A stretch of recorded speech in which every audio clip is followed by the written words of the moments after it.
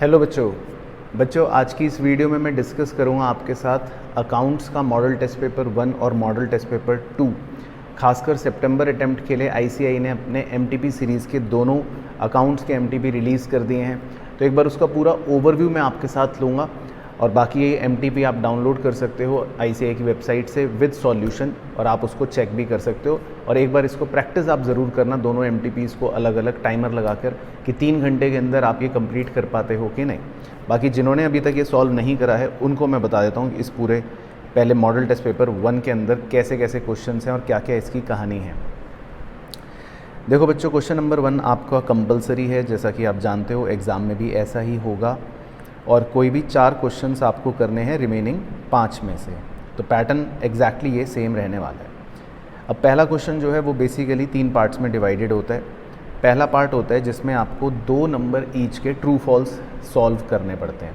अब ये 2 number each जो है ट्रू फॉल्स विद रीज़न आपको लिखने हैं। तो जैसे ये बहुत आसान होता है, इसमें फटाफट आपको गो थ्रू करके दिखा देता हूँ। पहले मैं पूछ रहा था बैलेंस इन द पेटी कैश बुक रिप्रेजेंट एसेट, तो ये ट्रू है, ये हमने नोट्स में भी लिख रखा है क्योंकि पेटी कैश बैलेंस भी एक हमारा एसेट है, तो यही रीज़न आपको लिखना है। Finished goods are normally valued at cost और market price whichever is higher, तो ये फॉल्स हो गया क्योंकि हमें कंजर्वेटिज्म का रूल पता है कि विच एवर इज़ लोअर, तो यही रीज़न आपको लिखना है। इसी तरह subscription received for the current year shall be shown in the balance sheet as current asset, तो ये भी बात गलत हो गई क्योंकि जो हमें रिसीव होता है वो हमारे लिए इनकम है जिसको हम बैलेंस शीट में शो नहीं करेंगे, रादर इनकम एंड एक्सपेंडिचर में शो करेंगे। फोर्थ है when shares are forfeited the share capital account is debited with called up share capital of shares forfeited and the share forfeited account is credited with calls in arrear, तो ये भी गलत हो गया क्योंकि share forfeiture account में हम calls in arrear credit नहीं करते, उसमें हम क्या क्रेडिट करते हैं, जो अमाउंट हमें रिसीव हुआ है, तो यही बात आपको रीज़न में लिखनी है। फिफ्थ में कह रहा है कि discount at the time of retirement of bill is a gain for the ड्रॉई, बिल्कुल सही, ट्रू, क्योंकि वो जल्दी पैसा दे रहा है, ड्रॉई इसको रिटायरमेंट बोलते हैं, तो अगर हम उसको कोई छूट देंगे, डिस्काउंट देंगे तो ये उसका फ़ायदा हो जाएगा। Sixth, bills receivable and bills payable are types of subsidiary book, बिल्कुल ये हमने बनाया भी था कि बीआर और बीपी बुक्स भी सब्सिडरी बुक्स होती हैं, लेकिन हाँ उसकी प्रिपरेशन हमारे सिलेबस में नहीं होती, लेकिन yes they are a type of subsidiary book, तो यही रीज़न आपको लिखना है। तो ये क्वेश्चन बहुत सिंपल होता है, आप एग्ज़ाम में जब स्टार्ट करो तो आप ट्रू फॉल्स से स्टार्ट करो अच्छे से, तो देखो आपके 12 नंबर की कवरेज हो जाती है 2 या 3 मिनट के अंदर, तो ये बहुत ही बेहतरीन क्वेश्चन होता है। तो ये क्वेश्चन आपका फिक्स होता है, पहला क्वेश्चन मैं एमटीपी 2 में भी दिखाऊंगा आपको, जिसमें एक पार्ट में आपको 12 नंबर के ट्रू फॉल्स करने होते हैं। बाकी बी पार्ट में लिखा है what services can chartered accountant provide to the society, ये आप अपने चैप्टर 1 में देख सकते हो, डायरेक्ट क्वेश्चन है कि सीए क्या क्या सर्विसेज सोसाइटी को प्रोवाइड करता है। तो पेज आपको स्टडी मटेरियल के अंदर 1.21 पर मिल जाएगा, बहुत सारी सर्विसेज हैं, तो कोई भी आप चाहो तो उसमें सर्विस 2 या 3 लिख सकते हो सीए वाली। उसके बाद एक और 4 नंबर का छोटा क्वेश्चन है जो बेसिकली एक क्लाइंट है मिस्टर एक्स, उनका एक गलत आपको ट्रायल बैलेंस दे रखा है और आपसे कहा गया है कि इस ट्रायल बैलेंस को करेक्ट करके बताएं विद रीज़न।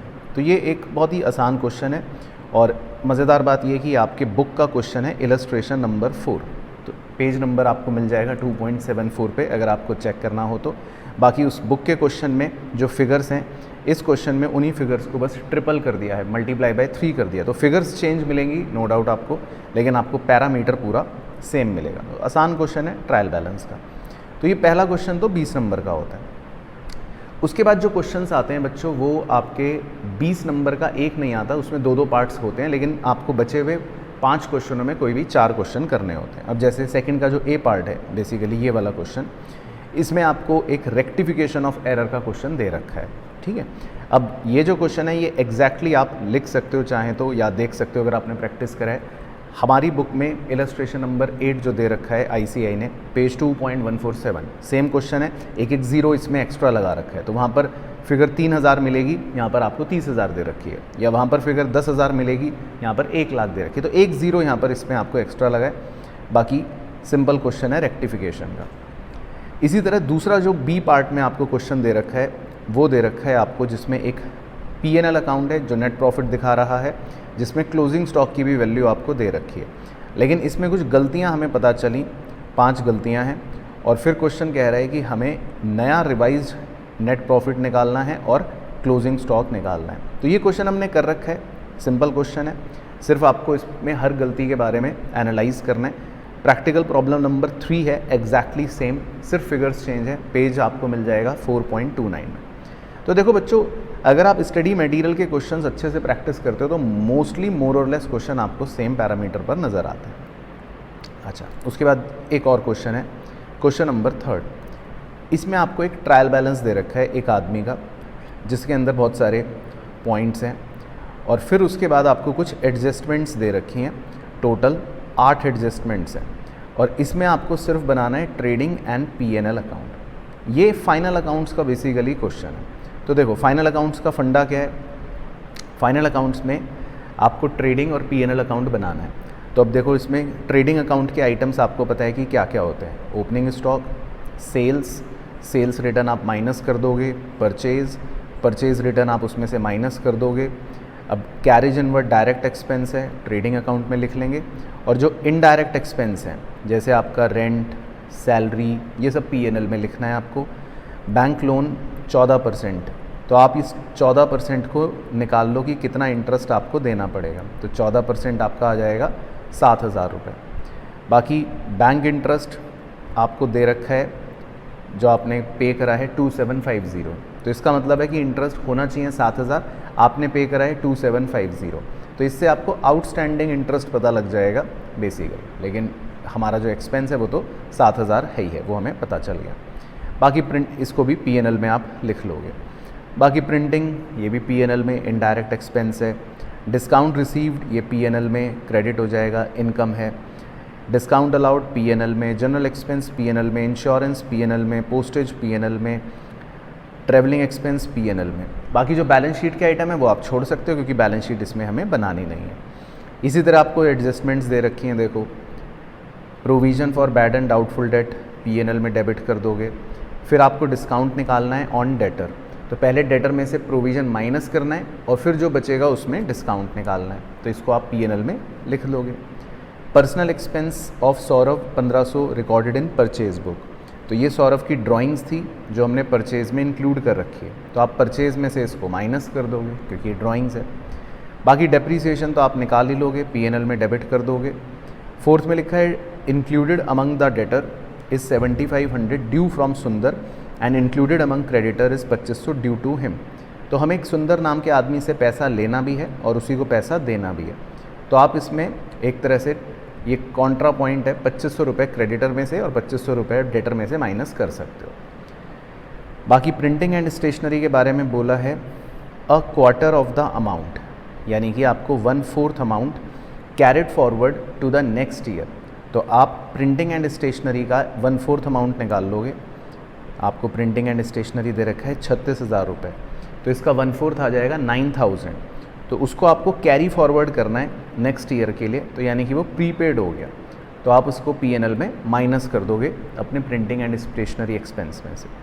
बाकी credit purchase invoice amounting to 1000 had been omitted, एक परचेज रिकॉर्ड करना भूल गए तो परचेज में आप ऐड कर लोगे। क्लोजिंग स्टॉक दे रखा है, इसको ट्रेडिंग अकाउंट में लिख लोगे। और इंटरेस्ट ऑन लोन कह रहा था पूरे साल का निकालना है, तो वो भी हमने निकाल ही लिया था। तो ये क्वेश्चन आप करके देखोगे तो ईजिली आपसे हो जाएगा। फिर बी पार्ट में जो आपको क्वेश्चन दे रखा है वो ही, उसमें आपको एक बैलेंस शीट दे रखी है विवेक ब्रदर्स की, और उसके बाद दे रखा है कि एक पार्टनर मर गया। तो देखो, इसमें आपको बहुत ही सिंपल क्वेश्चन है ये वाला। रिवैल्यूएशन दे रखे हैं, गुडविल की वैल्यू दे रखी है, और उसके बाद लिखा है कि एग्जीक्यूटर को 6,000 रुपये आपने पे कर दिए, बाद में नया प्रॉफिट शेयरिंग रेशो इक्वल हो गया। तो गुडविल की एंट्री तो आपको क्या करनी है, वेरी सिंपल, गेनिंग पार्टनर को डेबिट और टू सुमित डिसीज्ड पार्टनर को क्रेडिट, और रिवैल्यूएशन अकाउंट और कैपिटल अकाउंट बनाना है। बाकी ये आपका एग्जैक्ट क्वेश्चन है पेज 10.183 स्टडी मटेरियल का इलस्ट्रेशन 3। बस फिगर्स जो आपको बुक के क्वेश्चन में दे रखी होंगी उसको 6 गुना कर रखी है यहाँ पर, तो इस क्वेश्चन में सारी फिगर्स आपको 6 गुना ज़्यादा मिलेंगी। तो फिगर सेम है, मतलब फिगर्स अलग हैं लेकिन कॉन्सेप्ट पूरा सेम है। तो आप रेफरेंस के लिए अगर वो क्वेश्चन भी देख लोगे तो आपको ईजिली ये क्वेश्चन हो जाएगा। इसी तरह फोर्थ क्वेश्चन के अंदर आपको दे रखा है, ये है एडमिशन ऑफ अ पार्टनर का क्वेश्चन, जिसमें 2 पार्टनर्स हैं और सी नया पार्टनर एडमिट हो रहा है, वो कैपिटल इंट्रोड्यूस कर रहा है, तीनों का नया रेशो दे रखा है। सी अपने साथ गुडविल का शेयर नहीं लेकर आ रहा, तो इसमें बेसिकली आप उसके कैपिटल अकाउंट को डेबिट कर दोगे। और फिर आपको रिवैल्यूएशंस दे रखे हैं, वेरी सिंपल, और क्रेडिटर को पे नहीं करना, ये भी रिवैल्यूएशन में आ जाएगा। तो ये एक बहुत डायरेक्ट क्वेश्चन है, इसमें कोई तिगड़मबाजी नहीं है। और ये आपको एग्जैक्ट क्वेश्चन पेज 10.84 पर एडमिशन का इलस्ट्रेशन नंबर 3 मिल जाएगा। बस फिगर्स डबल कर रखी हैं इस क्वेश्चन में, तो आपको फिगर्स अलग मिलेंगी, उन्हीं फिगर्स को यहाँ पर डबल करके दे रखा है। सेम क्वेश्चन है, true copy, model test paper 1 में। बाकी जो दूसरा क्वेश्चन है ये एक छोटा क्वेश्चन है, क्योंकि ये सिर्फ आपका 8 नंबर का है। इसमें आपको बेसिकली 2 चीज़ें कैलकुलेट करनी है। एनपीओ का क्वेश्चन है, अच्छा क्वेश्चन है, कॉन्सेप्चुअल, ये आप ज़रूर ट्राई करके देखना। इसमें आपको देखो स्पोर्ट्स मटेरियल का स्टॉक दे रखा है और amount due for sports material दे रखा है, और नीचे आपको पेमेंट दे रखी है स्पोर्ट्स मटेरियल की।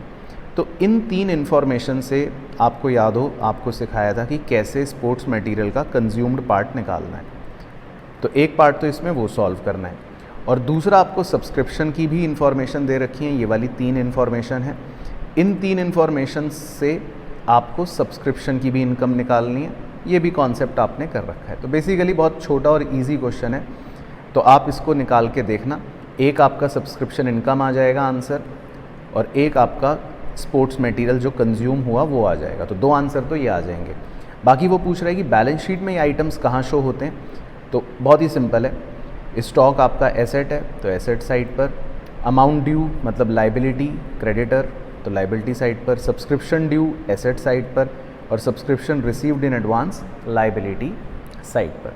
तो ये क्वेश्चन आप करके देख सकते हो, वेरी वेरी सिंपल। उसके बाद देखो 5th क्वेश्चन, इसमें बहुत सारे पार्ट्स हैं अलग अलग। एक है पहले 5 नंबर का BRS का क्वेश्चन, ये बहुत ईजी क्वेश्चन है। आपके स्टडी मटेरियल का page 3.23 illustration 3 exactly same, 5 number ये पक्के। उसके बाद आपका बी पार्ट दे रखा है सिंगल एंट्री सिस्टम का।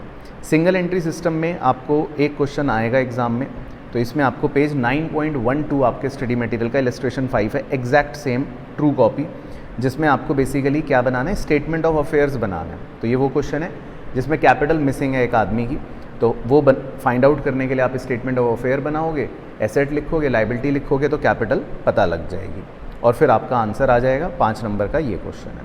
और तीसरा पार्ट है इसका, जिसमें आपको करना है बेसिकली रिडम्पशन, यानी कि इसमें एक क्वेश्चन है जिसमें हमें डिबेंचर्स रिडीम करने, साथ ही साथ इसमें बोनस शेयर भी इशू कर रखा है। तो ये क्वेश्चन 10 नंबर का है, और मुझे ऐसा लगता भी है कि रिडम्पशन के चैप्टर से कंपनी अकाउंट में एक क्वेश्चन एग्जाम में भी आएगा। बाकी ये क्वेश्चन अगर आपको प्रैक्टिस करनी है, हमने क्लास में कर रखा है।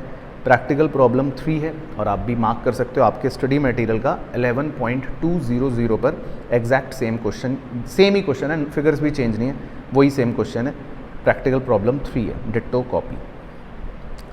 उसके बाद जो 6th क्वेश्चन होता है, ये तो मैं मानता हूँ ये एक वरदान की तरह है, मतलब सभी बच्चों के लिए, क्योंकि इसमें 99% जो क्वेश्चन होता है वो इशू ऑफ शेयर का होता है, और वो क्वेश्चन जो है वो काफ़ी ज़्यादा आसान होता है as compare to 12th।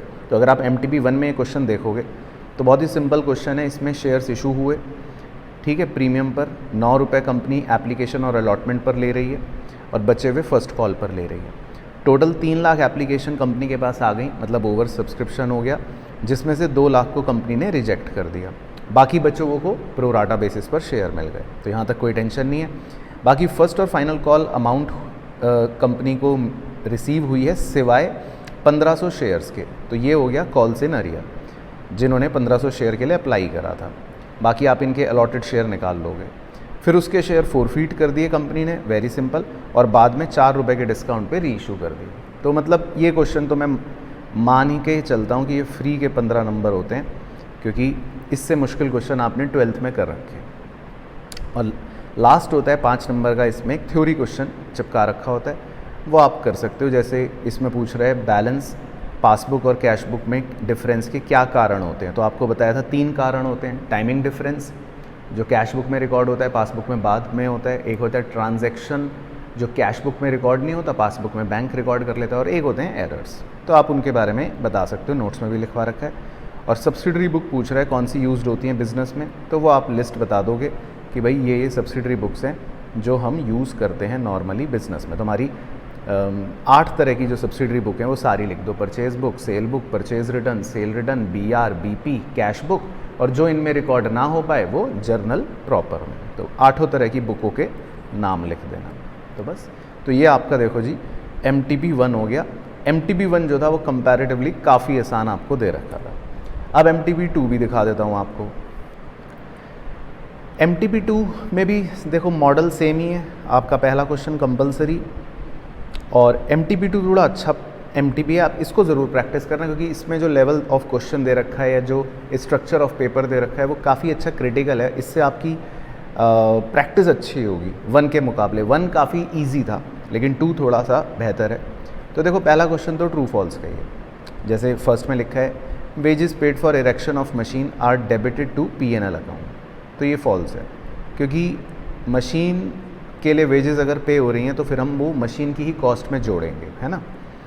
Second में कह रहा है amount spend for construction of temporary huts, और बाद में उसको डिमोलिश कर दिया, इज़ ए कैपिटल एक्सपेंडिचर। तो ये हमने पढ़ रखा है, बुक का एग्जैक्ट सेम पॉइंट है, यस।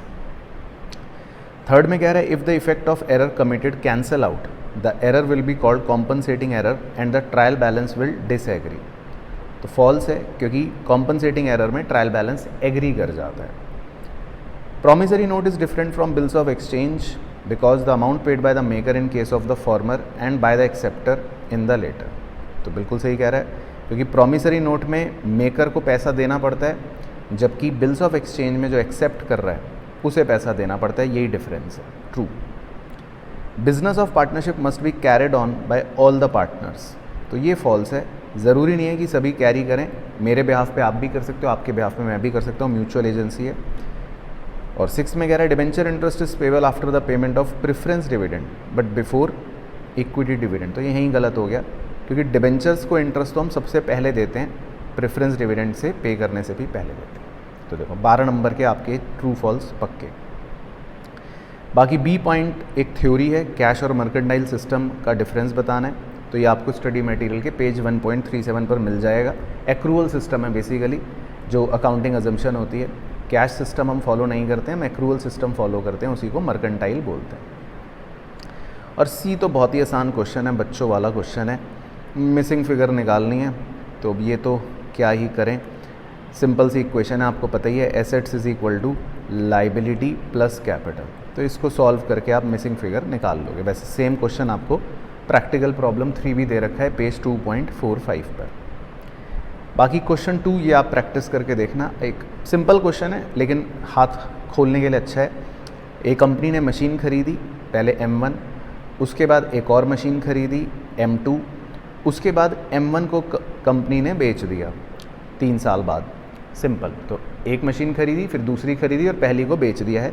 बाकी 15% WDV के हिसाब से डेप्रीसिएशन लगाती है कंपनी। तो WDV मेथड आपको पता ही है, हर साल वैल्यू जो बचेगी उस पर कैलकुलेट करते हैं डेप्रीसिएशन, और मशीन अकाउंट बनाते हैं, डिस्पोजल अकाउंट बनाने को कह रहा है, और प्रोविजन फॉर डेप अकाउंट बनाने को कह रहा है। तो आप ये करके देखना, सिंपल क्वेश्चन है लेकिन इससे आपको थोड़ा डेप्रीसिएशन का कॉन्सेप्ट खुल जाएगा। सिमिलरली इसी तरह अगला क्वेश्चन जो है BRS का क्वेश्चन है, ये भी एक अच्छा क्वेश्चन है, ये आप ट्राई करके देख सकते हो।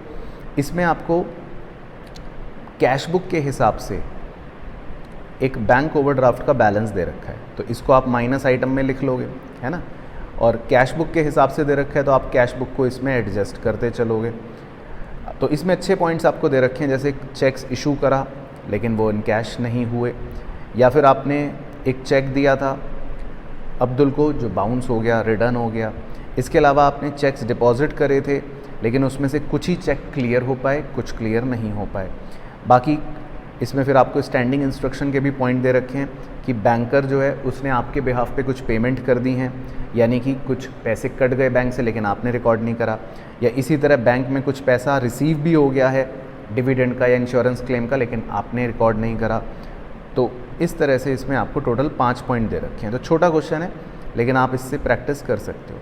तो देखो दोनों MTP में खासियत है कि BRS का क्वेश्चन दोनों में था, लेकिन इसमें आपको डेप्रीसिएशन का क्वेश्चन दे रखा है एक 10 नंबर का, जो पहले MTP में नहीं था।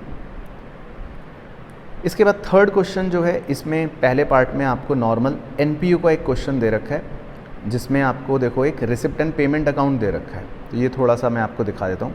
ये क्वेश्चन भी आप ज़रूर सॉल्व करना। तो मैं स्टार लगा रहा हूँ, ये क्वेश्चन आप एक बार ज़रूर करके देखना। इसमें आपको ना रिसिप्ट एंड पेमेंट अकाउंट दे रखा है, इसमें अच्छी एक इंटरेस्टिंग चीज़ है क्वेश्चन में।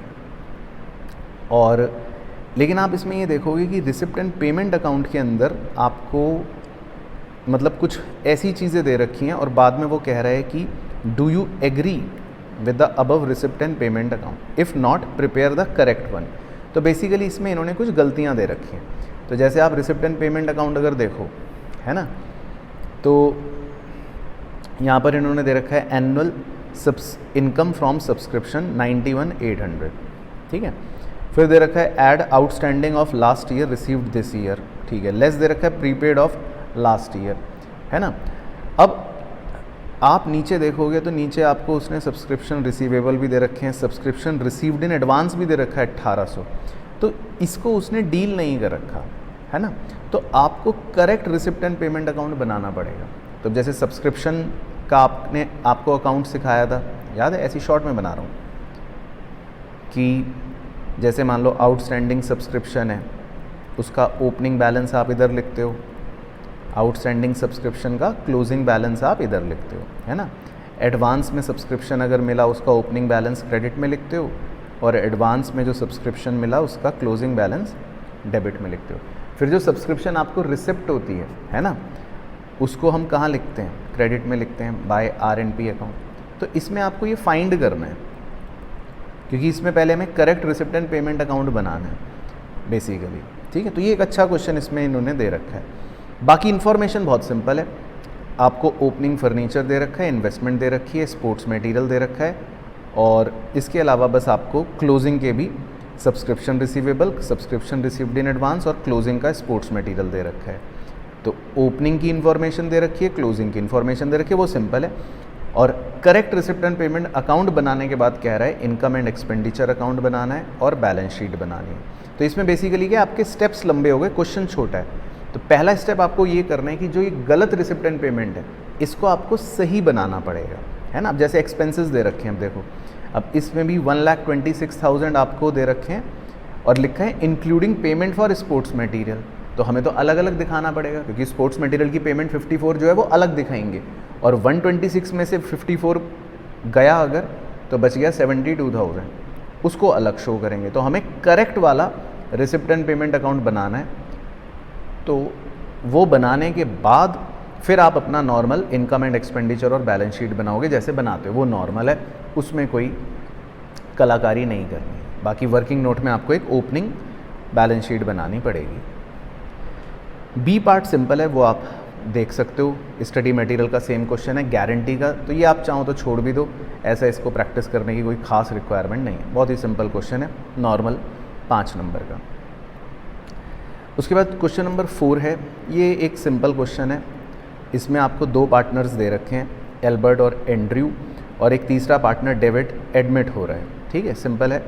उसका शेयर दे रखा है, वो कैपिटल लाया और 64 की गुडविल लाया। बाकी आपको 3 पॉइंट रिवैल्यूएशन के दे रखे हैं, इजी नॉर्मल आप कर लोगे। और बस इसमें एक पॉइंट दे रखा है लास्ट में कि ओल्ड पार्टनर्स की कैपिटल को अब हमें एडजस्ट करना है using the current account, so that उनकी कैपिटल नए रेशियो में प्रोपोर्शनेट हो जाए। तो बेसिकली बस इसमें आपको सिंपल एडमिशन का क्वेश्चन करना है और एंड में पुराने पार्टनर्स की कैपिटल को एडजस्ट करना है। तो ये आपके रेफरेंस के लिए मैंने लिखा है, सेम कॉन्सेप्ट आपको अगर देखना है तो एडमिशन में पेज 10.6 पर आपके स्टडी मटेरियल में एक इलस्ट्रेशन नंबर 6 है, उसके अंदर भी ये कॉन्सेप्ट का अप्लाई हुआ है कि पुराने पार्टनर्स अपनी कैपिटल को एडजस्ट करते हैं नए पार्टनर की कैपिटल के हिसाब से। तो वो आप देख सकते हो, अदरवाइज़ 12th में आपने इससे मुश्किल क्वेश्चन ही कर रखे हैं, तो ये आपके लिए इजी ही क्वेश्चन है वैसे 15 नंबर का।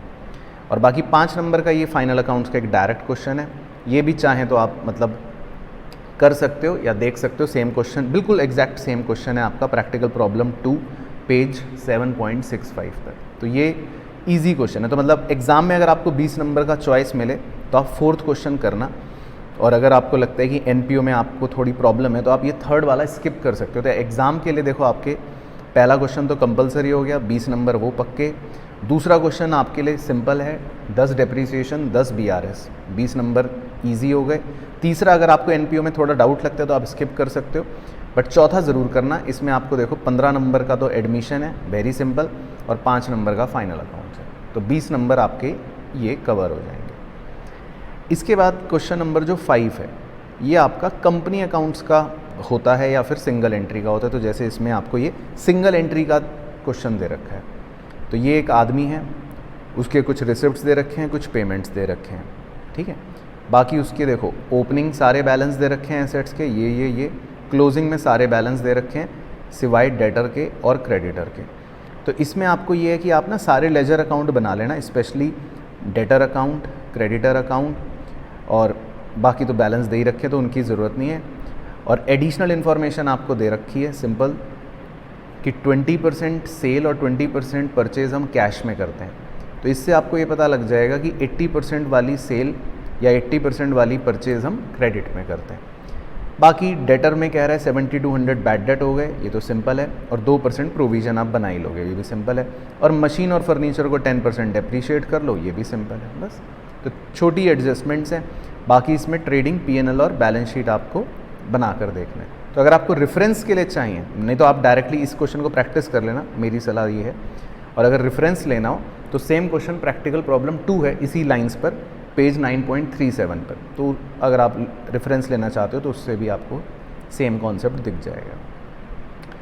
उसके बाद जो इसमें दूसरा पार्ट है वो एग्ज़ाम के लिए इम्पॉर्टेंट है, हालांकि सेम क्वेश्चन है, प्रैक्टिकल प्रॉब्लम 2 आप नोट कर सकते हो चाहे, पेज 11.142 पर दे रखा है आपको आपके स्टडी मटेरियल के अंदर। लेकिन एग्ज़ाम के लिए क्यों इंपॉर्टेंट है वो बता देता हूँ। पहली बात तो इसके अंदर रिडम्पशन का क्वेश्चन है, तो मुझे लगता ही है एक क्वेश्चन आएगा ही आएगा। फिर आपको जर्नल एंट्रीज़ कह रहा है करके दिखाओ, और बैलेंस शीट का एक एक्सट्रैक्ट भी कह रहा है बोनस शेयर्स इशू करने के बाद करके दिखाओ। तो ये एक मतलब सबसे इंपॉर्टेंट क्वेश्चन बोनस शेयर्स के अंदर यही वाला है, और वही इसमें भी दे रखा है, और 10 नंबर का दे रखा है। तो ये इसकी बहुत अच्छी बात है कि इसमें मेहनत बहुत कम करनी है, लेकिन 10 नंबर आपको मिलेंगे। और ये चाहे आप देख सकते हो प्रैक्टिकल प्रॉब्लम 2 है, हमने कर रखा है, पेज 11.142 का है, तो ये आप ट्राई करना। बाकी 6th क्वेश्चन तो मैं जैसा बोलता हूँ फ्री होता है हमेशा मेरे हिसाब से, क्योंकि इशू ऑफ शेयर का क्वेश्चन होता है। तो इसमें 2 पार्ट्स तो आपको दे रखे हैं इशू ऑफ शेयर के, वेरी सिंपल, 5 नंबर ईच, जैसे पढ़ के देख लो। एक कंपनी ने 9000 शेयर फोरफीट करे, 10 रुपये का शेयर था, जिसने अलॉटमेंट के 3 रुपये नहीं दिए और फाइनल कॉल के भी 4 रुपये नहीं दिए। तो इसका मतलब उसने 3 रुपये की सिर्फ एप्लीकेशन दे रखी है। These shares were reissued to Ketan for 8 रुपये। बाद में कंपनी ने ये शेयर 8 रुपये में रीइशू कर दिए। तो बस, तो आपको इसमें सिर्फ फोरफीचर और रीइशू की एंट्री करनी है, तो सिंपल। ऐसे ही दूसरे पार्ट में भी एक होल्डर है 10,000 प्रेफरेंस शेयर का 100 ईच, जिसमें 70 रुपये ही अभी कॉल्ड अप हैं, तो 30 रुपये इसका मतलब अनकॉल्ड हो गए, वो छोड़ देना। बाकी उसने could not pay his dues allotment and first call each 20, तो 20 रुपये फर्स्ट कॉल, 20 रुपये अलॉटमेंट उसने नहीं दिया 70 में से, तो मतलब सिर्फ 30 रुपये दे रखे हैं बस। बाद में कंपनी ने 8,000 शेयर इशू कर दिए 60 रुपये के एट 70 पेड अप, यानी कि 10 रुपये के डिस्काउंट। तो ये तो मेरे हिसाब से सिंपल क्वेश्चन हैं आपके लिए, बच्चों वाले, तो आप करके देख लेना, बहुत ही ईजी है। और बी पार्ट जो है ये आप 10 नंबर का, ये भी मार्क कर लो, 5 नंबर का है, ये आप मार्क कर लो। इसमें हमसे रिडम्पशन ऑफ प्रेफरेंस शेयर करवा रहा है, तो इसमें सिर्फ आपको एंट्रीज़ करनी है, तो ये इस क्वेश्चन में अच्छी बात है। बाकी छोटा क्वेश्चन है, प्रैक्टिकल प्रॉब्लम 1 आप देख सकते हो रेफरेंस के लिए। तो इसमें सिर्फ आपको रिडम्पशन ऑफ प्रेफरेंस शेयर की 4 एंट्रीज़ जो होती हैं वो करनी है, तो सिंपल है। और last part as usual theory का होता है 5 नंबर का, उसमें भी चॉइस है इंटरनल, या तो ऊपर वाला कर लो या नीचे वाला कर लो। तो नीचे वाला तो बुक का ही क्वेश्चन है, जिसमें आपको CE और RE को पहचानना है, और ऊपर वाला आपका इन्वेंट्री का थ्योरी क्वेश्चन है।